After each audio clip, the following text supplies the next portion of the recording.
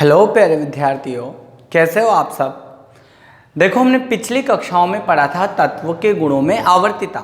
तत्व के गुणों में आवर्तिता के अंतर्गत हमने फर्स्ट टॉपिक पढ़ा था बेटा, वहां पर परमाणु त्रिज्या, दूसरी पढ़ी थी हमने आयनिक त्रिज्या। दोनों टॉपिक बेटा हमारे कंप्लीट हो गए थे। तीसरा गुणधर्म था हमारा यहाँ पर आयनन एंथैल्पी या आयनन विभव। इसे हम क्या करने वाले हैं बेटा, पढ़ने वाले हैं। तो देखो, सबसे पहले आयनन एंथैल्पी, इसको इंग्लिश में बेटा आयोनाइजेशन पोटेंशियल बोला जाता है। पोटेंशियल को विभव भी बोलते हैं, इसलिए आयनन एंथैल्पी को आयनन विभव भी बोलते हैं।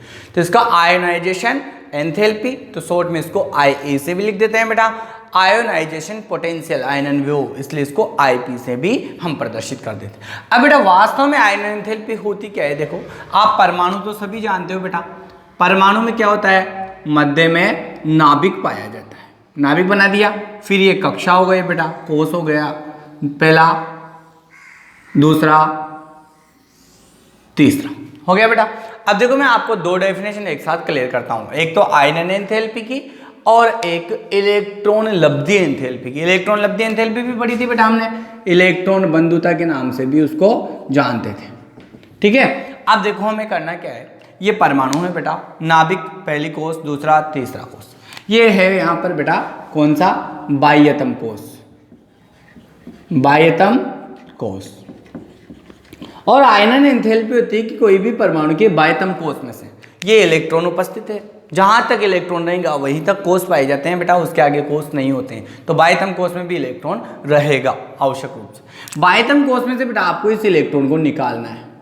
और आपको एक नील्स बोर ने मॉडल दिया था, कहा था बेटा कि ये इलेक्ट्रॉन यहाँ है, अगर इससे और उच्च ऊर्जा स्तर में जाना है तो क्या होगा बेटा, इसको ये ऊर्जा का अवशोषण करता है, उच्च ऊर्जा स्तर में चला जाता है। अगर उच्च से निम्न में आना है तो ऊर्जा का क्या करता था, उत्सर्जन करता था। तो ठीक वही बात लागू होगी बेटा, यहाँ से निकालना है यानी कि इससे ज़्यादा ऊर्जा हमें यहाँ पर जरूरत होगी, तभी ये यहाँ से निकलेगा बेटा।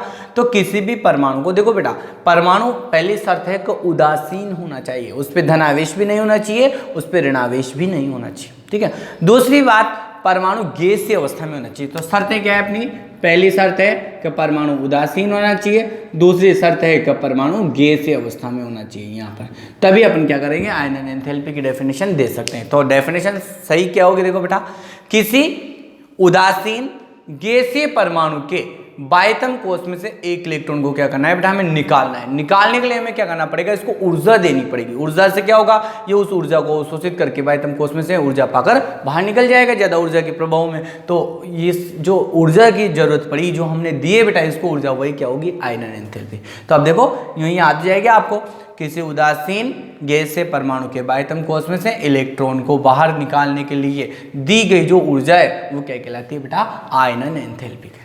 क्लियर। अब देखो बेटा मात्रक की बात करते हैं हम, आयनन एंथैल्पी का मात्रक क्या होता है। देखो बेटा, आयनन एंथैल्पी में क्या है, दी गई ऊर्जा है एक तरह से ये, और ऊर्जा का मात्रक होता है बेटा यहाँ पर किलो जूल प्रति मोल, एक मोल के हिसाब से। ठीक है, तो किलो जूल प्रति मोल क्या हो जाएगा बेटा, आयरन एंथैल्पी का मात्रक। अगर आपसे वो पूछ ले मात्रक क्या होता है, तो एक नंबर में आप क्या लिखोगे, किलो जूल प्रति मोल होता है।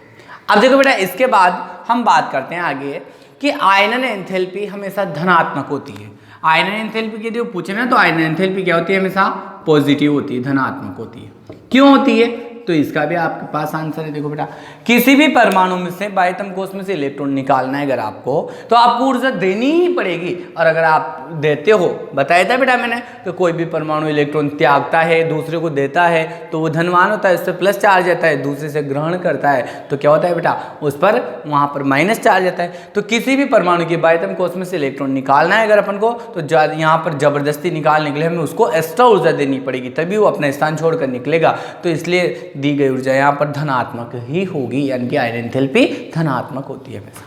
फिर देखो बेटा, इसके बाद बात करते हैं आयनन एंथैल्पी जो होती है ना, वो तीन प्रकार की होती है। जैसे माना कि ये M नाम का कोई परमाणु, तीन प्रकार की आयनन एंथैल्पी पढ़नी है अपन को, तीनों समझा देता हूं मैं आपको, प्रथम, द्वितीय और ये तृतीय। M नाम का कोई परमाणु है, ठीक है बेटा, ये कौन सी अवस्था में, गैसीय अवस्था में। गैसीय अवस्था में होना चाहिए, पहली बात तो मैंने बताया था, देखो उदासीन होना चाहिए, तो देखो कोई आवेश नहीं है बेटा इस पे, और गैसीय अवस्था में। तो किसी उदासीन गैसीय परमाणु के बाह्यतम कोष में से अपन को क्या करना है, इस परमाणु के एक इलेक्ट्रॉन निकालना है। निकालना है तो बेटा इसको ऊर्जा देनी पड़ेगी। तो जो माना कि दी गई ऊर्जा है वो IE, आयनन एंथैल्पी कहलाती है, फर्स्ट है। पहला एक इलेक्ट्रॉन निकाल रहे हैं तो जो दी गई ऊर्जा है उसको IE फर्स्ट यानी कि आयनन एंथैल्पी प्रथम के नाम से अपन जानेंगे। अब क्या हो जाएगा बेटा, देखो भाई इसको IE फर्स्ट क्या है यहाँ आयनन एंथैल्पी ऊर्जा है, तो ऊर्जा दोगे तो इसके बायतम कोष में से एक इलेक्ट्रॉन निकल जाएगा। तो क्या बनेगा बेटा यहाँ पर, देखो M तो था ही सही यहाँ पर, और इसने एक इलेक्ट्रॉन त्याग दिया तो M+1 धनायन बन जाएगा और एक इलेक्ट्रॉन क्या हो जाएगा बेटा, निकल जाएगा। इस दौरान जो भी ऊर्जा यहाँ पर काम आई है ये ऊर्जा क्या होती है बेटा, यहाँ पर प्रथम आयनन एंथैल्पी कहलाती है। प्रथम आयनन एंथैल्पी, इनके क्वेश्चंस आते हैं बेटा, आपके यहाँ भी आते हैं और फिर 11th में भी आएंगे। तो प्रथम आयन एंथैल्पी होगी। अब देखो बेटा ये धनायन है, अब इसमें से यहाँ तो एक इलेक्ट्रॉन निकाल कर तो प्रथम आयन एंथैल्पी होगी। अब इस धनायन में से अपन एक और इलेक्ट्रॉन निकालें, मतलब इसमें से तो दूसरे नंबर का इलेक्ट्रॉन और इस धनायन में से कहेंगे तो अपन क्या करेंगे, एक और इलेक्ट्रॉन। तो ये कोई धनायन है M+1 धनायन गैसीय अवस्था में, इसमें से अपन क्या करें बेटा, एक और इलेक्ट्रॉन निकालें। तो एक और इलेक्ट्रॉन निकालने के लिए अपन को फिर ऊर्जा देनी पड़ेगी, तो वो जो दी गई ऊर्जा है उसको अपन बोलेंगे बेटा IE यानी कि आयनन एंथैल्पी कौन सी है, 2 द्वितीय आयनन एंथैल्पी बोल देंगे। क्या बन जाएगा बेटा, +1 तो था ही सही, एक इलेक्ट्रॉन और निकल जाएगा तो एक और प्लस चार्ज हो जाएगा, तो हमारे पास क्या हो जाएगा M+2 धनायन गैसीय अवस्था में, और ये एक इलेक्ट्रॉन और क्या कर दिया बेटा हमने, अलग कर दिया। इसको बोलेंगे अब क्या अपन, द्वितीय आयनन एंथैल्पी। तो ये क्या हो जाएगी, द्वितीय आयनन एंथैल्पी हो गया। अब देखो बेटा हम आगे बढ़ते हैं, और तीसरी चीज क्या हो जाएगी हमारे पास, अब एक और अपन इलेक्ट्रॉन निकाल दे M+2 धनायन में से, तो M+2 धनायन तो है ही सही, इसमें से हम क्या कर दें, एक और इलेक्ट्रॉन निकाल दें बायतम कोष में, तो ये एक इलेक्ट्रॉन और निकालेंगे तो फिर ऊर्जा देनी पड़ेगी अपन को, तो जो दी गई ऊर्जा है वो क्या हो जाएगी, तृतीय आयनन एंथैल्पी हो जाएगी बेटा। तो तृतीय आयनन एंथैल्पी में क्या कर देंगे अपन, M+3 कौन से अवस्था में बेटा, गैसीय अवस्था में हो जाएगा, और ये एक इलेक्ट्रॉन और अलग हो गया इसमें से, +2 था एक इलेक्ट्रॉन और त्याग दिया तो +3 हो गया, और इसको हम क्या बोलेंगे बेटा, तृतीय आयनन एंथैल्पी। इनकी अपन ने डेफिनेशन नहीं दी क्योंकि आपकी बुक में नहीं है, पर बेटा मैंने फिर भी क्या है एक्स्ट्रा समझा दिया है आपको, क्योंकि काम आएगा ये आपके। अब देखो एक बार पूरे टॉपिक को समझ लीजिए बेटा, ठीक है, ताकि फिर अपन आगे बढ़ सकें। आयनन एंथैल्पी किसे कहेंगे हम, कोई उदासीन गैसीय परमाणु है, किसी उदासीन गैसीय परमाणु के बायतम कोष में से इलेक्ट्रॉन को निकालने के लिए दी गई ऊर्जा क्या कहलाती है बेटा, यहाँ पर आयनन एंथैल्पी के नाम से जानी जाती है। क्योंकि बेटा एक चीज होती है कि आयनन एंथैल्पी क्या होती है, यहाँ पर किसी परमाणु को निकालने के लिए दी गई ऊर्जा होती है, और किसी भी परमाणु को बायतम कोष में से निकालेंगे हमेशा ऊर्जा दी जाती है, देनी पड़ती है हमें, इसलिए आयनन एंथैल्पी हमेशा क्या होती है, धनात्मक। अगर ऊर्जा ग्रहण करते हैं बेटा अपन तो क्या होती है, ऋणात्मक होती है आयनन एंथैल्पी। तो दी जाती है इलेक्ट्रॉन को बाहर निकालने के लिए, बिना ऊर्जा दिए हुए इलेक्ट्रॉन बाहर नहीं निकलता, इसलिए आयनन एंथैल्पी क्या होती है बेटा, हमेशा धनात्मक होती है, अगर क्वेश्चन आ जाए तो, ठीक है। तीसरा क्वेश्चन बेटा, आयनन एंथैल्पी का मात्रक क्या होता है। देखो आयनन एंथैल्पी क्या है, एक प्रकार से निकालने के लिए, इलेक्ट्रॉन को निकालने के लिए दी गई ऊर्जा है, और ऊर्जा जो होती है ना बेटा उसका मात्रक होता है किलोजूल या जूल, ठीक है। तो बड़ा मात्रक किलोजूल हो गया। अब चूंकि यहाँ 1 मोल पदार्थ के लिए बात करें अपन तो प्रति मोल हो जाएगा यहाँ पर, तो किलोजूल प्रति मोल आपको क्या करना है बेटा, इसका मात्रक याद रखना है आयनन एंथैल्पी का। अब देखो बेटा आयनन एंथैल्पी 3 प्रकार की होती है, ठीक है, प्रथम आयनन एंथैल्पी, द्वितीय आयनन एंथैल्पी, तृतीय आयनन एंथैल्पी। ऐसे ही याद हो जाएगा आपको, किसी भी परमाणु है बायतम कोष में से एक इलेक्ट्रॉन निकालना है, तो एक इलेक्ट्रॉन को निकालने के लिए दी गई ऊर्जा प्रथम आयनन एंथैल्पी। दूसरे नंबर का इलेक्ट्रॉन निकालने के लिए, 2 इलेक्ट्रॉन नहीं, दूसरे नंबर का, आप यूं नहीं कहोगे कि 2 इलेक्ट्रॉन निकालने के लिए दी गई ऊर्जा द्वितीय आयनन, नहीं बेटा, दूसरे नंबर का इलेक्ट्रॉन, पहला निकालने के बाद दूसरे नंबर का जो इलेक्ट्रॉन निकालोगे ना वो हो जाएगी द्वितीय। तो देखो यहाँ M नाम का कोई बेटा क्या है, धातु परमाणु है जो उदासीन है और गैसीय। तो उदासीन गैसीय परमाणु है, बायतम कोष में से एक इलेक्ट्रॉन अलग करना है अपन को, तो जो दी गई ऊर्जा है वो क्या हो जाएगी बेटा, प्रथम आयनन एंथैल्पी। तो IE फर्स्ट लिख दिया, प्रथम आयनन एंथैल्पी हो जाएगी, एक इलेक्ट्रॉन निकल जाएगा और धनायन में परिवर्तित हो जाएगा। अब इस परमाणु में से जो धनायन बना है तो इसमें से क्या होगा, दूसरा इलेक्ट्रॉन निकालेंगे, एक तो निकाल ही दिया अपन ने, तो दूसरा निकालेंगे, तो दूसरा इलेक्ट्रॉन निकालने के लिए दी गई ऊर्जा क्या हो जाएगी, IE2 द्वितीय आयनन एंथैल्पी। तो M+1 था, एक इलेक्ट्रॉन और निकलते हैं, क्या हो जाएगा बेटा, +2 हो जाएगा। फिर तीसरे नंबर का इलेक्ट्रॉन निकालेंगे अपन बेटा, M+2 था ही सही, ऊर्जा दी अपन ने तृतीय आयनन एंथैल्पी की, तो यहाँ पर +3 हो गया, एक इलेक्ट्रॉन और निकल गया, तो ये तृतीय आयनन एंथैल्पी, ठीक है बेटा। तो यहाँ तक हमने ये क्लियर कर लिया। अब बेटा हम पढ़ के आ रहे हैं आवर्तिता। तत्व के गुणों में वर्ग में ऊपर से नीचे चलने पर और आवर्त में बाएं से दाएं चलने पर क्या परिवर्तन होते हैं, उसी को तो अपन ने तत्वों के गुणों में आवर्तिता कहा था बेटा। तो अभी तो हमने आयनन एंथैल्पी पढ़ी है, अब आयनन एंथैल्पी में क्या करना है बेटा, हमें आवर्तिता का अध्ययन करना है। ठीक है, तो आयनन एंथैल्पी में आवर्तिता। तो हमारा नेक्स्ट टॉपिक क्या हो जाएगा बेटा, इसी के अंदर चलेगा टॉपिक, ज्यादा अपन को कुछ नहीं करना है, बस आयनन एंथैल्पी में आवर्तिता पढ़नी है।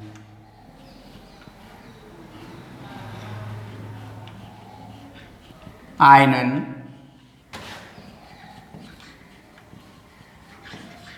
एंथैल्पी में जो आप पढ़ रहे हो ना, उसी की क्या निकालनी है बेटा, आवर्तिता। और बेटा मैंने आपको बताया था आवर्तिता कहाँ कहाँ पाई जाती है, एक तो वर्ग में होती है, तो पहले आवर्तिता तो अपन कहाँ पढ़ेंगे, वर्ग में, वर्ग में ऊपर से नीचे चलेंगे अपन और परिवर्तन देखेंगे। और दूसरा क्या पढ़ते हैं बेटा हम यहाँ पर, आवर्तन, यही पढ़ते हैं ना। तो देखो बेटा दोनों को समझो, क्या हो जाएगा हमारे पास, वर्ग में आप जानते हो बेटा, कल मैंने आपको पढ़ाया था, वर्ग में ऊपर से नीचे चल रहे थे तो क्या होता था, परमाणु का आकार बढ़ रहा था। जैसे माना कि बेटा ये देखो, परमाणु वर्ग में पहला परमाणु छोटा था, फिर दूसरा नीचे चल रहे थे, जैसे फर्स्ट है वर्ग में अपन ने, तो क्या होता, 2 कोष हो गए थे, दूसरा कोष बढ़ गया था, फिर और नीचे चलेंगे बेटा हम, तो क्या हो जाएगा, 2 की जगह 3 कोष हो जाएंगे, तो कोषों की संख्या बढ़ रही थी, यानी कि वर्ग में क्या हो रहा है बेटा, हम यहाँ लिख देंगे वर्ग में, शॉर्ट में लिखना है बेटा अपन को, थ्योरी याद नहीं करनी, रटनी नहीं है, बस शॉर्ट में याद करना है। ठीक है, तो वर्ग में क्या कर रहे हो बेटा, नीचे चल रहे हो, ये तीर का निशान नीचे की ओर है, मतलब आप ऊपर से नीचे चल रहे हो, तो ये वर्ग में अपन नीचे चले। क्या होगा बेटा, हम जानते हैं यहाँ एक कोष था, n बराबर पहला, ये n बराबर 1 और n बराबर 2, ये n बराबर 1 2 और ये n बराबर 3। ठीक है, तो क्या हो रहा है, कोष बढ़ रहे हैं, तो वर्ग में ऊपर से नीचे चलने पर क्या हो रहा है बेटा, कोषों की संख्या, कोषों की संख्या को n से दर्शा देते हैं, क्योंकि कोष को n से दर्शाया बेटा आपने, वो भी क्या हो रही है, बढ़ रही है, तो ये बढ़ रही है तो ऊपर की ओर तीर का चिन्ह लगा देंगे, कोषों की संख्या बढ़ती है, जिससे क्या होता है यहाँ पर नाभिकीय आकर्षण बल, नाभिकीय आकर्षण बल, नाभिक का बेटा, नाभिक का बाह्यतम कोष के इलेक्ट्रॉन पर जो लगने वाला आकर्षण बल है ना, जितने नाभिक तो हम जानते हैं बेटा प्लस होता है और इलेक्ट्रॉन माइनस का होता है, तो ये प्लस वाला इस बाह्यतम कोष के इलेक्ट्रॉन को क्या करता है, अपनी ओर खींचता है बेटा आकर्षण बल से, माइनस वाले को, तो जो आकर्षण बल से खींचता है वही आकर्षण बल क्या कहलाता है बेटा, नाभिकीय आकर्षण बल के नाम से जाना जाता है। तो ऊपर से नीचे चलने पर नाभिकीय आकर्षण बल क्या होता है बेटा, घटता है। तो आयनन एंथैल्पी देखो, IE यानी कि आयनन एंथैल्पी, इसका मान भी बेटा क्या हो जाएगा, यहाँ पर घट जाएगा। अब ध्यान से समझना, मैंने शॉर्टकट टर्म्स में लिखा है आपको ताकि याद रहे, लंबे समय तक बेटा रटना नहीं पड़े। देखो समझो बेटा, वर्ग में हम ऊपर से नीचे चल रहे हैं, कोई सा भी वर्ग ले लोगे आप, वर्ग में हम वही बात करेंगे जो हमने आगे पढ़ा था बेटा, वर्ग में ऊपर से नीचे चलने पर क्या हो रहा है बेटा, कोषों की संख्या बढ़ रही है, 1 कोष 2 कोष 3 कोष, ऐसे कोषों की संख्या बढ़ जाती है, जिससे क्या हो रहा है बेटा, आपने कहा था ना वहाँ पे नाभिक से बाह्यतम कोष की दूरी बढ़ गई है, इसमें कम, इसमें ज़्यादा हो गई, ये नाभिक से बाह्यतम कोष की दूरी और अधिक होगी, तो और अधिक हो जाती है, यानी कि परमाणु की त्रिज्या क्या हो रही थी बेटा, बढ़ रही थी ना। अब देखो बेटा, नाभिक के पास जो बाह्यतम कोष रहेगा, जैसे बाह्यतम कोष में ये इलेक्ट्रॉन है, तो नाभिक के पास ये इलेक्ट्रॉन है, तो नाभिक प्लस वाला इस माइनस वाले इलेक्ट्रॉन को पास में ही है ना बेटा, तो पास में है तो ज़्यादा आसानी से खींच पाएगा, तो आकर्षण क्या रहेगा, ज़्यादा रहेगा। जब ये इलेक्ट्रॉन को ज़्यादा आकर्षण से खींचे रखेगा, तो इस इलेक्ट्रॉन को अगर अपन बाहर निकालेंगे तो हमें क्या करना पड़ेगा बेटा, बहुत ज़्यादा ऊर्जा देनी पड़ेगी तब इलेक्ट्रॉन निकलेगा। परंतु इसकी कंपेयर में इसमें देखो बेटा, नाभिक से बाह्यतम कोष दूर है, यानी कि इसमें से अगर आपको इलेक्ट्रॉन निकालना है तो नाभिक से इलेक्ट्रॉन की दूरी ज़्यादा है बेटा, और दूर तक क्या होगा बेटा, आकर्षण कम लगेगा। वही बात है, चुम्बक को पास रखते हैं तो ज़्यादा आकर्षण रहता है, वहाँ से खींचोगे तो बहुत कम आकर्षण रहता है, तो ये बाह्यतम कोष से दूरी बढ़ जाएगी, नीचे आते हैं कोष बढ़ते हैं, तो जिससे क्या हो जाएगा बेटा, इसका नाभिक आकर्षण बाह्यतम कोष पे कम हो जाएगा, थोड़ा कम हो जाएगा। तो अब इस इलेक्ट्रॉन को अगर निकालना है तो क्या करना पड़ेगा बेटा, ये कम खींच रहा है ना, और अपन को क्या करना है, ये तो अंदर खींच रहा है, अपन को बाहर निकालना है, तो अब ये कम खींच रहा है, तो पहले की तुलना में क्या होगा बेटा, कम ऊर्जा देंगे, जिसमें ये इलेक्ट्रॉन निकल जाएगा। और ज़्यादा बात करें बेटा, नीचे आ जाओ, नाभिक से बाह्यतम कोष के इलेक्ट्रॉन के मध्य की दूरी और बढ़ गई, क्योंकि आकार बढ़ गया कोषों की संख्या बढ़ने से। अब देखो बेटा, अब नाभिक से बहुत दूर हो जाएगा तो नाभिक का आकर्षण बल तो बहुत कम रह जाएगा ना, बहुत कम रह जाएगा तो ये अंदर बहुत कम खींच रहा है। जब अंदर कोई खींच ही नहीं रहा तो अपन को बाहर निकालने के लिए थोड़ी सी ऊर्जा देंगे और ये क्या हो जाएगा, निकल जाएगा। यानी कि सीधी सीधी बात है बेटा, नाभिक से जितनी अधिक दूरी रहेगी ना उतना ही क्या रहेगा, नाभिक का आकर्षण बल कम रहेगा, और कम आकर्षण बल है तो थोड़ी सी ऊर्जा देते हैं वो फटाफट निकल जाएगा। और ज्यादा आकर्षण रहेगा बेटा तो ये अंदर खींचेगा और अपन को बाहर निकालना है तो दुगनी हमें क्या करनी पड़ेगी, ऊर्जा देनी पड़ेगी बाहर निकालने के लिए आकर्षण बल के विरुद्ध, तब निकलेगा। तो अब आपके समझ में आ गया होगा बेटा, लैंग्वेज समझो। वर्ग में ऊपर से नीचे चलने पर क्या हो रहा है बेटा, कोषों की संख्या 1 2 3 कोषों की संख्या बढ़ रही है, जिससे नाभिक से बाह्यतम कोष की दूरी बढ़ रही है। अपन जानते हैं बेटा नाभिक से बाह्यतम कोष की दूरी बढ़ने के कारण क्या हो रहा है, नाभिक का आकर्षण बल क्या होता है, जिससे दूरी बढ़ रही है तो आकर्षण बल घट जाता है। तो ऊपर से नीचे चलने पर नाभिक का आकर्षण बल घटता है, जिससे इलेक्ट्रॉन क्या होता है, आसानी से निकल सकता है, अर्थात कम ऊर्जा में निकल सकता है। तो आयन एंथैल्पी क्या होगी, कम होगी, और ज्यादा ऊर्जा में निकलेगा तो आयन एंथैल्पी अधिक होगी। तो ऊपर से नीचे चलने पर आयन एंथैल्पी घटती है। तो आपका क्वेश्चन कैसे आएगा बेटा, वर्ग में ऊपर से नीचे चलने पर आयन एंथैल्पी घटती है, क्यों? तो देखो आपका आंसर हो गया, वर्ग में ऊपर से नीचे चलने पर क्या होता है बेटा, कोषों की संख्या बढ़ रही है, जिससे नाभिक और बाह्यतम कोष की दूरी बढ़ने के कारण क्या होता है, नाभिक का आकर्षण बल बाह्यतम कोष के इलेक्ट्रॉन पर कम हो जाता है। कम आकर्षण से खींचे रखा है इसने यहाँ पर, तो क्या होता है, इलेक्ट्रॉन को निकालने में हमें कम ऊर्जा की आवश्यकता होती है, कम आकर्षण से, तो हमें आयन एंथैल्पी का मान भी क्या होता है बेटा, कम प्राप्त होता है नीचे जाने पर और ज्यादा। फिर नीचे और ज्यादा परमाणु आ जाएगा बड़ा बेटा। अब बड़े परमाणु में नाभिक का तो इतनी दूर आकर्षण ही नहीं रहेगा इलेक्ट्रॉन तक, तो क्या हो जाएगा, वो इलेक्ट्रॉन पे जब कोई आकर्षण ही नहीं, कोई खींच ही नहीं रहा नीचे, तो अपन ऊपर निकालेंगे, थोड़ी सी ऊर्जा देते ही वो निकल जाएगा बाहर। तो ऐसे होता है बेटा यहाँ पर, ठीक है।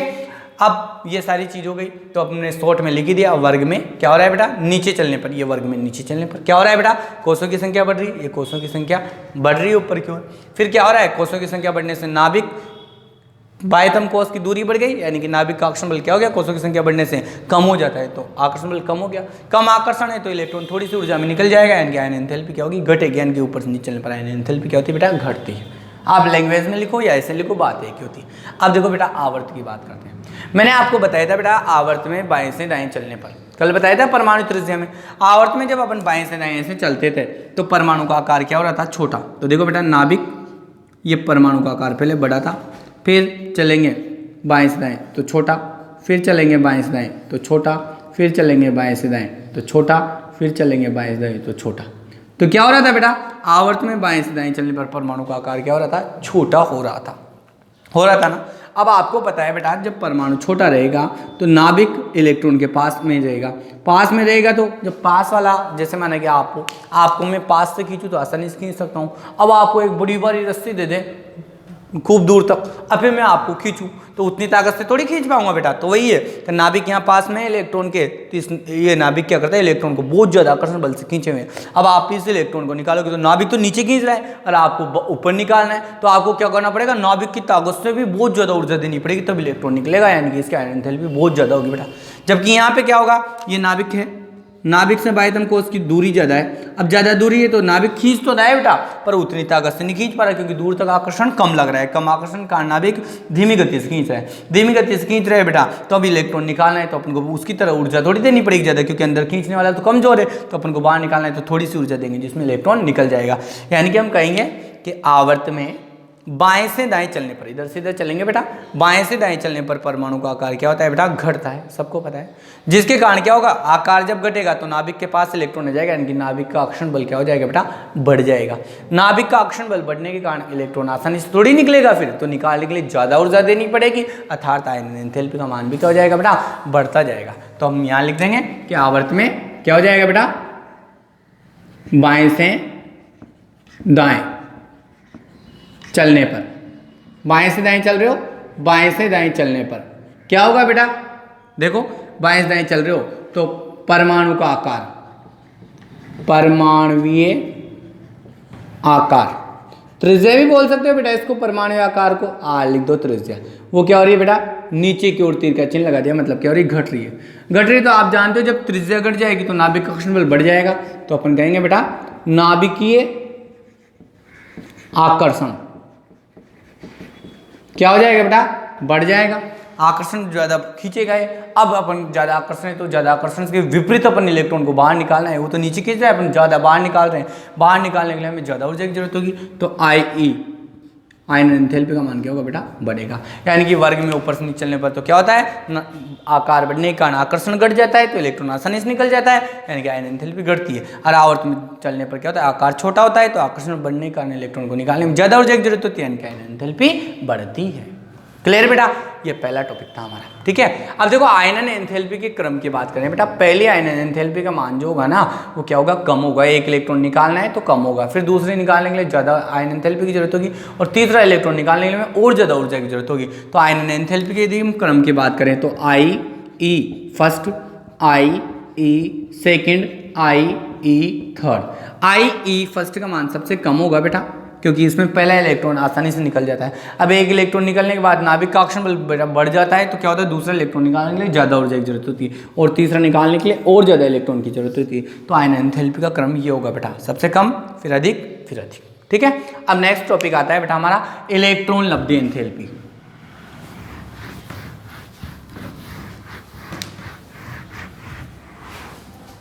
तो क्या है बेटा हमारा नेक्स्ट टॉपिक, फोर्थ, तत्वों के गुणों में आवर्तिता पढ़ रहे थे, आयनन एंथैल्पी हमने पढ़ ली। अगला क्या था बेटा, इलेक्ट्रॉन लब्धि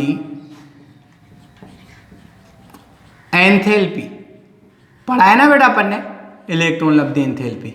इसे एक और नाम दिया था अपन ने, क्या दिया था याद करो, इलेक्ट्रॉन बंधुता। प्रतीक क्या दिया था बेटा हमने, इलेक्ट्रॉन लब्धि एंथैल्पी, जो ऊर्जा में परिवर्तन होता है ना बेटा, उसको तो डेल्टा से दर्शा देते हैं।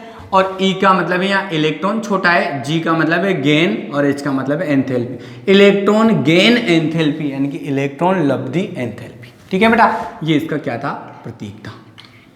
अब करना क्या है अपन को, इसी को तो पढ़ना है बेटा। तो हमारा टॉपिक क्या हो गया, इलेक्ट्रॉन लब्धि एंथैल्पी। जस्ट अपोजिट होता है बेटा ये किसका, आयनन एंथैल्पी का। आयनन एंथैल्पी में अपन ने क्या पढ़ा था, कोई उदासीन गैसीय परमाणु है, उदासीन गैसीय परमाणु के बाह्यतम कोश में से इलेक्ट्रॉन को निकालना है, तो दी गई ऊर्जा क्या कहलाती थी, आयनन एंथैल्पी। अब जस्ट अपोजिट क्या करोगे आप, वहां इलेक्ट्रॉन निकाल रहे थे आप बेटा, अब यहाँ तो ऊर्जा देनी पड़ रही थी, यहाँ इलेक्ट्रॉन आपको क्या करना है, बाह्यतम कोश में जोड़ना है। बाह्यतम कोश में जोड़ोगे यानी कि उच्च ऊर्जा से निम्न में आएगा, तो ऊर्जा खुद ब खुद निकलेगी यहाँ पर बेटा। तो बाह्यतम कोश में इलेक्ट्रॉन जोड़ोगे तो ऊर्जा उत्सर्जित हो जाएगी, वो उत्सर्जित ऊर्जा क्या कहलाती है बेटा, इलेक्ट्रॉन लब्धि एंथैल्पी। तो देखो बेटा क्या कैसे बनाएंगे अपन, परमाणु है, ये नाभिक के पास पहली कक्षा, ये दूसरी कक्षा, ये अपन ने क्या मान लिया बेटा, बाह्यतम कोश मान लिया। बाह्यतम कोश में से क्या करना है अपन को, ये एक इलेक्ट्रॉन है बेटा, ये काय करना है, यहाँ पर लाकर जोड़ना है, प्लस। प्लस का मतलब ये इलेक्ट्रॉन यहाँ लाकर अपन जोड़ना है। अब देखो इस बाह्यतम कोश में अगर आपने कोई इलेक्ट्रॉन जोड़ना है बेटा, तो इसकी ऊर्जा कम करनी पड़ेगी इलेक्ट्रॉन की, क्योंकि जब ये यहाँ जुड़ेगा तो कम ऊर्जा रहेगी, तभी तो यहाँ टिक पाएगा। ज़्यादा ऊर्जा रहेगी, जैसे आपके पास ज़्यादा ऊर्जा रहती है तो आप रुकते हो क्या, नहीं रुकते ना, बगे बगे फिरते हो, इधर गए इधर गए। अब 2 दिन तक आपको खाना नहीं देंगे, फिर आपसे कहो काम करो, आपके पास ऊर्जा नहीं रहेगी, खाना नहीं रहेगा, तो आप काम करोगे कि नहीं करोगे ना। तो वैसे ही है यहाँ पे, कहीं इसके पास ज़्यादा ऊर्जा है भी, तो जब ये यहाँ जुड़ेगा तो इसकी ऊर्जा में कमी आनी चाहिए बेटा, तभी ये यहाँ रुक पाएगा, नहीं तो ज़्यादा ऊर्जा के कारण ये यहाँ से यहाँ बाहर निकल जाएगा वापस। तो क्या होगा, बाह्यतम कोश, देखो हम कहेंगे किसी, ये उदासीन गैसीय परमाणु बेटा, वही कंडीशन है, किसी उदासीन गैसीय परमाणु के बाह्यतम कोश में एक इलेक्ट्रॉन जोड़ने पर, देखो एक इलेक्ट्रॉन जोड़ दिया बेटा, जैसे आप इलेक्ट्रॉन जोड़ोगे तो ऊर्जा क्या हो जाएगी, यहाँ पर ऊर्जा उत्सर्जित हो जाएगी। तो ऊर्जा उत्सर्जित हो जाएगी, तो जो उत्सर्जित ऊर्जा होगी ना वही क्या कहलाएगी बेटा, यहाँ डेल ई जी एच यानी कि इलेक्ट्रॉन लब्धि एंथैल्पी के नाम से जानी जाएगी बेटा, ठीक है। तो ये कहलाती है। तो परिवेश समझ लेना बेटा एक बार, किसी उदासीन गैसीय परमाणु के बाह्यतम कोश में एक इलेक्ट्रॉन प्रवेश कराने पर या जोड़ने पर निकलने वाली जो ऊर्जा होती है, उत्सर्जित ऊर्जा, वो क्या कहलाती है, इलेक्ट्रॉन लब्धि एंथैल्पी कहलाती है बेटा। क्लियर, इलेक्ट्रॉन लब्धि एंथैल्पी भी ऊर्जा है एक प्रकार की, तो इसका मात्रक भी क्या होगा बेटा, किलोजूल प्रति मोल होगा। अब देखो यहाँ पर हमें करना क्या है बेटा, इलेक्ट्रॉन लब्धि एंथैल्पी का भी वही आवर्तिता पढ़नी है। तो आवर्तिता तो बेटा सब में सेम रहेगी, देखो ऐसी कोई बात तो है नहीं आएगी। तो देखो नंबर ए भी दे सकते हो, फर्स्ट सेकंड दे सकते हो, कुछ भी दो बेटा। पहला वर्ग में आवर्तिता आ जाएगी बेटा, दोनों की वही तो पढ़ रहे हैं सबके अपन, वर्ग और आवर्त में, वर्ग में, और दूसरी क्या हो जाएगी बेटा, आवर्त में, ठीक है। अब वर्ग में देखो बेटा, आप यहाँ पर इलेक्ट्रॉन लब्धि एंथैल्पी में क्या होगा, यहाँ पर वर्ग में आप ऊपर से नीचे चलोगे, ऊपर से नीचे चलने पर बेटा क्या हो रहा है, यहाँ पर परमाणु का आकार बढ़ रहा है, अभी जस्ट मैंने बताया था। तो हम कहेंगे वर्ग में, वर्ग में आप कहाँ चलोगे बेटा, नीचे की ओर चलोगे, ऊपर से नीचे की ओर। नीचे की ओर चलने पर क्या हो रहा है बेटा, n कोषों की संख्या क्या हो रही है बेटा, शॉर्ट में लिख दूं समझाने के लिए, बढ़ रही है। आपको पता है कोषों की संख्या बढ़ रही थी, कोषों की संख्या बढ़ने से परमाणु की त्रिज्या या आकार क्या हो रहा था बेटा, बढ़ रहा था।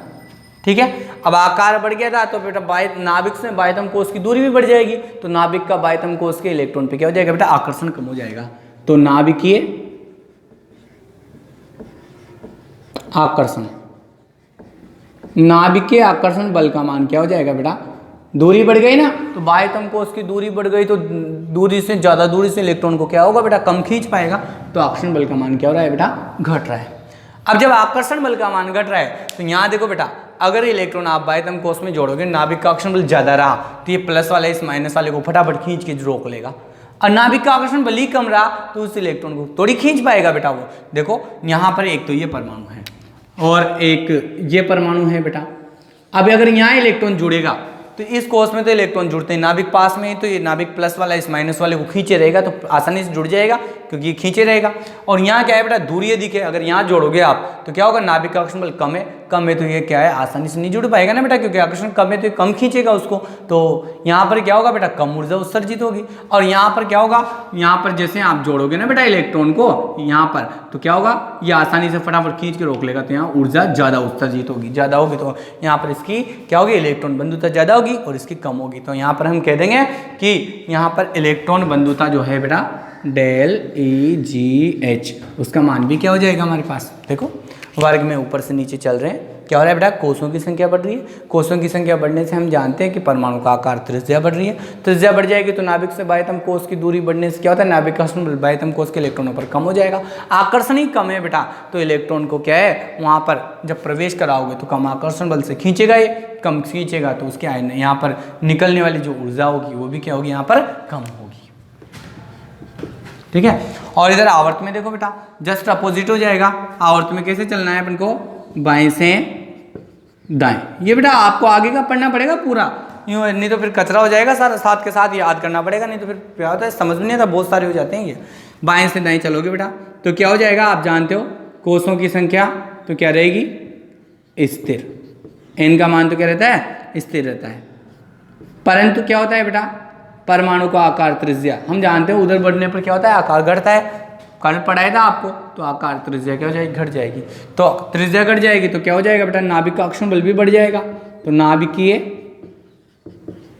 आकर्षण बल ये क्या हो जाएगा, जब छोटा परमाणु है तो भी क्या हो जाएगा, ऊपर की ओर यानी कि बढ़ जाएगा बेटा, छोटा आकार रहेगा तो आकर्षण ज़्यादा लगेगा, जब आकर्षण ज़्यादा लगेगा तो इलेक्ट्रॉन फटाफट जुड़ेगा और ज़्यादा ऊर्जा उत्सर्जित होगी वहाँ पर, तो इलेक्ट्रॉन लब्धि एंथैल्पी का मान भी क्या होगा बेटा, बढ़ जाएगा। ये आवर्तिता हो गई दोनों में। ठीक है, अब देखो मैं एक बार थोड़ा सा आपको फास्टली रिवाइज करवा देता हूँ बेटा यहाँ पर दोनों चीज़ों को, ये आपको थ्योरी में याद रखना है। ये तो क्या है, मैं बेटा आपको समझा रहा हूँ तो शॉर्टकट ट्रिक भी है, चाहो तो आप पूरी थ्योरी के साथ जो थ्योरी लिख दी है उसके साथ ऐसे शॉर्टकट लिख सकते हो याद रखने के लिए तरीके।